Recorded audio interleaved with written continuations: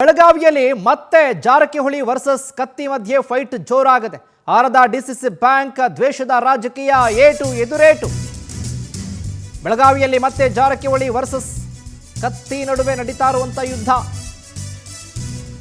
Satish Jarkiholi ಮತಕ್ಷೇತ್ರದಲ್ಲಿ active ಆದ್ರ ರಮೇಶ್ ಕತ್ತಿ ಸಚಿವರಾದ ತಕ್ಷಣವೇ ಹುಕ್ಕೇರಿ ಮತಕ್ಷೇತ್ರಕ್ಕೆ ಭೇಟಿ ಕೊಟ್ಟಿದ್ರು ಸತೀಶ್. ಹುಕ್ಕೇರಿ ನಮ್ಮ ಕ್ಷೇತ್ರದ ಹೆಡ್ ಕ್ವಾರ್ಟರ್ಸ್ ಅಂತ ಜಾರಕಿಹೊಳಿ. ಇದರ ಬೆನ್ನಲ್ಲೇ ಬೆಳಗಾವಿಯಲ್ಲಿ ರಮೇಶ್ ಕತ್ತಿ ಪೋಸ್ಟ್ ಸಂಚಲನವನ್ನು ಉಂಟು ಮಾಡ್ತಾ ಇದೆ. ಹುಕ್ಕೇರಿ ನಮ್ಮ ಪಟ್ಟಣದ ರಾಣಿ, ಯಮಕನಮರಡಿ ನಮ್ಮ ಪ್ರೀತಿಯ ರಾಣಿ. 2028ಕ್ಕೆ ಯಮಕನಮರಡಿ ಮತಕ್ಷೇತ್ರದಲ್ಲಿ ಉತ್ತರ ಕೊಡ್ತೀವಿ ಅಂತ ಕತ್ತಿ. ಯಮಕನಮರಡಿ ಕ್ಷೇತ್ರದ ಮೇಲೆ ನಮಗೆ ವಿಶೇಷ ಪ್ರೀತಿ ಇದೆ. ವಿಶೇಷ ಪ್ರೀತಿಯಲ್ಲಿ ಬಹಳಷ್ಟು ಅರ್ಥಗಳಿದ್ದಾವೆ. 2028ಕ್ಕೆ ಎಲ್ಲ ಗೊತ್ತಾಗುತ್ತೆ. ಯಾವುದೇ ಕಾರಣಕ್ಕೂ ಎದೆಗುಂದಬೇಡಿ ಅಂತ ಮಾರ್ಮಿಕವಾಗಿ ಪೋಸ್ಟ್ ಅನ್ನು ಹಾಕಿದ್ದಾರೆ. ಈ ವಿಚಾರ ಈಗ ಬೆಳಗಾವಿಯಲ್ಲಿ ಮತ್ತೆ ಜಾರಕಿಹೊಳಿ ವರ್ಸಸ್ ರಮೇಶ್ ಕತ್ತಿ ನಡುವೆ ಮತ್ತೆ ಶುರುವಾಯ್ತಾ ಅನ್ನುವಂಥ ಪ್ರಶ್ನೆ. ಮತಕ್ಷೇತ್ರದ ಹೆಡ್ ಕ್ವಾರ್ಟರ್ಸ್ ಅದು. ಇದರ ಬೆನ್ನಲ್ಲೇ ಬೆಳಗಾವಿಯಲ್ಲಿ ರಮೇಶ್ ಕತ್ತಿ ಪೋಸ್ಟ್ ಹಾಕಿದ್ರಲ್ಲ, ಭಾರಿ ಸಂಚಲನ ಉಂಟು ಮಾಡ್ತಾ ಇದೆ.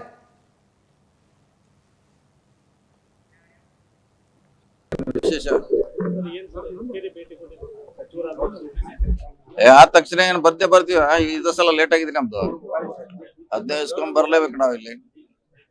ಇದು ಹೆಡ್ ಕ್ವಾರ್ಟರ್ ನಮ್ ಕಾನ್ಸ್ಟಿಟ್ಯೂನ್ಸಿ ಇದು. ಅದ್ರಲ್ಲಿ ವಿಶೇಷ ಏನಿಲ್ಲ. 15 ಬರ್ತೀವಿ, ಆ ರೀತಿ ಬಂದಿದ್ದೇವೆ. ನೋಡೋ ಗ್ಯಾಪ್ ಆಗಿತ್ತು 1 ತಿಂಗಳ. ಸೊ ಕಾರ್ಯಕರ್ತರ ಮತ್ತು ಸಾರ್ವಜನಿಕ ಅಹವಾಲುಗಳನ್ನು ಸ್ವೀಕಾರ ಮಾಡ್ಲಿಕ್ಕೆ ಬಂದಿದ್ದೀವಿ. ಮೊದಲಿಂದು ವಿಶೇಷ ಪ್ರೀತಿ ಐತಿ, ಇನ್ನು ಮುಂದೆ ವಿಶೇಷ ಪ್ರೀತಿ ಇರ್ತೈತಿ. ವಿಶೇಷ ಪ್ರೀತಿಯಾಗಿ ನಾವು ಬಹಳ ನಮೂನಿ ಇದಾವು. ಅದನ್ನ ಬರುವಂತ ದಿನಮಾನದಾಗ ನಾವು 28ರಾಗ ತಮಗೆ ಗೊತ್ತಾಗೈತಿ. ಅಲ್ಲ, ನಮ್ಮ ಕಾರ್ಯಕರ್ತರಿಗೆ ನಾವು ಮನೋಬಲ ತುಂಬುವಂತ ಒಂದು ಕೆಲಸ ಪಕ್ಷದ ಕಾರ್ಯಕರ್ತನಾಗಿ ಆ ನಿಟ್ಟಿನಲ್ಲಿ ಒಂದು ಮನೋಬಲ ತುಂಬುವಂತ ಒಂದು ಸ್ಟೇಟಸ್ ಹಾಕಿದ್ದೀನಿ. ಅದು ನಿರಂತರವಾಗಿ, ಅದೇನು ಹೊಸದು ನಿಮಗೆ ಹೇಳಬೇಕಾಗಿಲ್ಲ. ನಿರಂತರವಾಗಿ ಎಲ್ಲ ರಾಜಕೀಯ ಪಕ್ಷಗಳಿಂದ ಆಗ್ತಿರ್ತಕ್ಕಂಥ ಒಂದು ಸಂಗತಿ ಇದು. ಆದರೆ ನಮ್ಮ ಕಾರ್ಯಕರ್ತರಿಗೆ ಅದನ್ನು ಮೇಲಿಂದ ಮೇಲೆ ಅದನ್ನು ಹುರುಪು ತುಂಬುವಂಥ ಕೆಲಸ ನಾವು ಮಾಡಬೇಕಾಗ್ತದೆ. ಆ ನಿಟ್ಟಿನಲ್ಲಿ ಅದನ್ನ ಸ್ಟೇಟಸ್ ಹಾಕಿ. ಜಿಲ್ಲಾ ಉಸ್ತುವಾರಿ ಸಚಿವರು ಕ್ಷೇತ್ರ ಸರ್, ಅದು ಜಿಲ್ಲಾ ಉಸ್ತುವಾರಿ ಸಚಿವರು ಯಾರ್ದಿದ್ರೆ ನಮಗೆ ಅದೊಂದು ಕ್ಷೇತ್ರ ಅಲ್ಲ. ಈಗ ಮುಖ್ಯಮಂತ್ರಿಗಳು ಯಾರದಾರು, ಶಿವಕುಮಾರ್ ಅದಾರು, ಅವರು ಒಂದು ಕ್ಷೇತ್ರದಿಂದ ಬಂದಂಥ ಶಾಸಕರು. ಅದಕ್ಕೇನು ಅವ್ರದ್ದು ಇವ್ರದ್ದು ಅನ್ನೋಂಥ ಪ್ರಶ್ನೆ ಬರಂಗಿಲ್ಲ. ಭಾಳ ಇಂಪಾರ್ಟೆನ್ಸ್ ಕೊಟ್ಟು. ಇನ್ನು ರಮೇಶ್ ಕತ್ತಿಯ ಫೇಸ್ಬುಕ್ ಪೋಸ್ಟ್ಗೆ ಸತೀಶ್ ಫ್ಯಾನ್ಸ್ ಕೌಂಟರ್ ಕೊಟ್ಟಿದ್ದಾರೆ. ಹುಕ್ಕೇರಿ ಪಟ್ಟಣದ ರಾಣಿ, ಯಮಕನಮರಡಿ ಪ್ರೀತಿಯ ರಾಣಿ. ರಮೇಶ್ ಕತ್ತಿ ಹೇಳಿಕೆ ಬೆನ್ನಲ್ಲೇ ಸತೀಶ್ ಬೆಂಬಲಿಗರು ಟಕ್ಕರ್ ಕೊಟ್ಟಿದ್ದಾರೆ. ಈಗ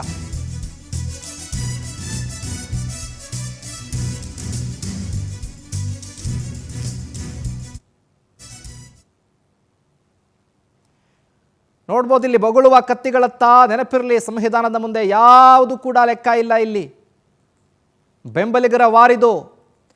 ಸಾಮಾಜಿಕ ಜಾಲತಾಣದಲ್ಲಿ ಸತೀಶ್ ಬೆಂಬಲಿಗರ ಕೌಂಟರ್ ಪೋಸ್ಟ್. ರಮೇಶ್ ಕತ್ತಿಯನ್ನ ಪರೋಕ್ಷವಾಗಿ ಕತ್ತೆ ನಾಯಿಗೆ ಹೋಲಿಸಿ ಪೋಸ್ಟ್ ಹಾಕಿದ್ದಾರೆ. ಬೊಗಳುವ ನಾಯಿಗಳತ್ತ ಕಲ್ಲು ತೂರಿದ್ರೆ ಗುರಿ ಮುಟ್ಟೋದಕ್ಕೆ ಸಾಧ್ಯ ಇಲ್ಲ. ನಾಯಿ ಬೊಗಳಿದ್ರೆ ದೇವಲೋಕ ಹಾಳಾಗೋದಿಲ್ಲ ಅಂತ ಪೋಸ್ಟ್ ಹಾಕಿರೋದು. ನಮ್ಮ ಸಾಹುಕಾರ ವಿರುದ್ಧ 100 ನಾಯಿ ಬೊಗಳಿದ್ರು ಏನೂ ಆಗಲ್ಲ. ಸಂವಿಧಾನದ ಮುಂದೆ ಯಾವ ಚಡ್ಡಿಗಳ ಆಟ ಕೂಡ ನಡೆಯಲ್ಲ ಅಂತ ಪೋಸ್ಟನ್ನು ಹಾಕಿದ್ದಾರೆ. ಈಗ ಯಾವಾಗ ಈ ವಿಚಾರ ಮತ್ತೆ ಸದ್ದಾಯ್ತೋ ನೋಡಿ, ಯಮಕನಮರಡಿ ನಮ್ಮ ಕ್ಷೇತ್ರ 2028ಕ್ಕೆ ನೋಡ್ಕೊಳ್ತೀವಿ, ನಮ್ಮ ಕಾರ್ಯಕರ್ತರಿಗೆ ಹುರಿತುಂಬಿಸೋದಕ್ಕೆ ಹೇಳಿದ್ದೀವಿ ಅಂತ ಒಂದು ಕಡೆ ಸತೀಶ್ ಜಾರಕಿಹೊಳಿ ಹೇಳ್ತಾರೆ. ನಮ್ಮ ಹೆಡ್ ಕ್ವಾರ್ಟರ್ಸ್ ಇದ್ದ ಹಾಗದು. ನಾನು ಕ್ಷೇತ್ರದ ಜನರ ಸಮಸ್ಯೆಗಳನ್ನು ಅಹವಾಲುಗಳನ್ನು ಸ್ವೀಕಾರ ಮಾಡೋದಕ್ಕೆ ಬಂದಿದ್ದೀನಿ ಅಂತ. ಅದು ನಾಯಕರ ನಡುವೆ ಶುರುವಾಗಿರೋದೀಗ ಬೆಂಬಲಿಗರ ನಡುವೆ ಕೂಡ ನಡೀತಾ ಇದೆ. ಸೋಷಿಯಲ್ ಮೀಡಿಯಾದಲ್ಲಿ ಪೋಸ್ಟ್ ಮೇಲೆ ಪೋಸ್ಟನ್ನು ಹಾಕಿ ಈಗ ವಾರ್ ಶುರು ಹಚ್ಕೊಂಡಿದ್ದಾರೆ. ಒಂದು ಕಡೆ ಸತೀಶ್ ಜಾರಕಿಹೊಳಿ ಬೆಂಬಲಿಗರು, ಇನ್ನೊಂದು ಕಡೆ ರಮೇಶ್ ಕತ್ತಿನಾಯಕ್ ಬೆಂಬಲಿಗರು. ಈ ರೀತಿಯಾಗಿ ಪೋಸ್ಟನ್ನು ಹಾಕಿ ಈಗ ದೊಡ್ಡ ಮಟ್ಟದಲ್ಲಿ ಚರ್ಚೆಗೆ ಕಾರಣ ಆಗ್ತಾ ಇದೆ ಈ ವಿಚಾರ.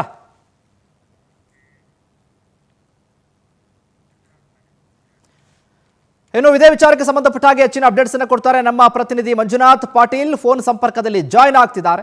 ಮಂಜುನಾಥ್ ಪಾಟೀಲ್, ನೋಡ್ತಾ ಇದ್ದೀವಿ ಈಗ ಮತ್ತೆ ಬೆಳಗಾವಿಯಲ್ಲಿ ಶುರುವಾಯ್ತಾ ವಾರ್. ಒಂದ್ ಕಡೆ ಸಾಹುಕಾರ್, ಇನ್ನೊಂದು ಕಡೆ ರಮೇಶ್ ಕತ್ತಿ ನಡುವೆ ಈಗ ಬೆಂಬಲಿಗರು ಕೂಡ ಸೇರ್ಕೊಂಡಿದ್ದಾರೆ. ಅಪ್ಡೇಟ್ಸ್ ಕೊಡೋದಾದ್ರೆ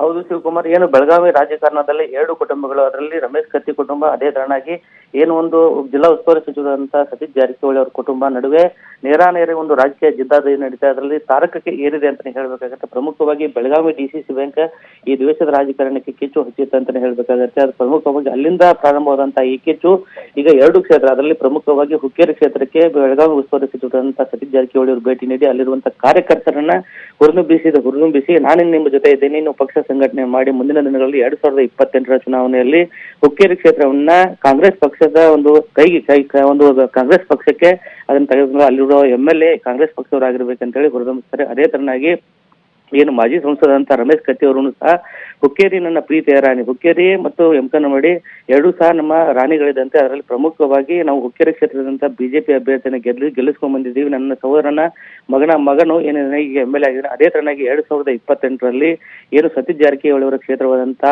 ಯಮಕನಮಡಿ ಕ್ಷೇತ್ರ ಅದು ನನ್ನ ರಾಣಿ ಅಂತ, ಅದನ್ನು ಗೆಲ್ಲಿಸ್ಕೊಂಡ್ ಬರುವ ನಿಟ್ಟಿನಲ್ಲಿ ನಾನು ಒಂದು ಅಲ್ಲಿರುವಂತಹ ಬಿಜೆಪಿ ಕಾರ್ಯಕರ್ತರಾಗಿರ್ಬೋದು, ಅಲ್ಲಿರುವಂತಹ ಅನೇಕ ಏನೋ ಒಂದು ಸಾರ್ವಜನಿಕರಿದ್ದಾರೆ, ಅವ್ರಿಗೆ ಬೆಂಬಲ ಕೊಡಬೇಕಾದ ನನ್ನ ಆದ್ಯ ಕರ್ತವ್ಯ ಅಂತ ಹೇಳಿ ಒಂದು ಪೋಸ್ಟ್ ಮಾಡ್ತಾರೆ. ಪೋಸ್ಟ್ ಮಾಡಿದ ನಂತರ ಅಲ್ಲಿಬ್ಬರು ಏನು ರಮೇಶ್ ಕತ್ತಿ ಮತ್ತು ಸತೀಶ್ ಜಾರಕಿಹೊಳಿ ಅವರ ಏನು ಫಾಲೋವರ್ಸ್ ಇರ್ತಾರೆ, ಫಾಲೋವರ್ಸ್ ನಡುವೆ ಒಂದು ವೈಮನಸ್ಸು ಪ್ರಾರಂಭ ಆಗುತ್ತೆ. ಒಂದು ಸೋಷಿಯಲ್ ಮೀಡಿಯಾದಲ್ಲಿ ಪೋಸ್ಟ್ಗಳನ್ನ ಹಾಕ್ತಾರೆ, ನಾಯಿ ಬಗಳಿದ್ರೆ ದೇವಲೋಕ ಹಾಳಾಗಲ್ಲ. ಅದೇ ತರನಾಗಿ ಕತ್ತಿ ಅಂತವ್ರು 100 ಜನ ಬಂದ್ರು ಅನ್ನೋದು ಕತ್ತೆ, ಅದು ಕತ್ತಿ ಅಲ್ಲ, ಅದು ಕತ್ತೆನೆ ಅಂತ ಹೇಳಿ ವಾಗ್ವಾದನನ್ನ ಮುಂದುವರಿಸ್ತಾರೆ. ಈ ಒಂದು ಹಿನ್ನೆಲೆಯಲ್ಲಿ ಮುಂದಿನ ದಿನಗಳಲ್ಲಿ ಕತ್ತಿ ಮತ್ತು ಜಾರಕಿಹೊಳಿ ಅವರ ಏನು ಒಂದು ಕುಟುಂಬದ ನಡುವಿನ ದ್ವೇಷ ತಾರಕಕ್ಕೇರುವಲ್ಲ ಎಲ್ಲ ಲಕ್ಷಣಗಳು ಕಾಣ್ತಾ ಇದ್ದೇವೆ ಶಿವಕುಮಾರ್. ಥ್ಯಾಂಕ್ ಯು ಮಂಜುನಾಥ್ ಪಾಟೀಲ್, ನಿಮ್ಮೆಲ್ಲ ಮಾಹಿತಿಗಾಗಿ.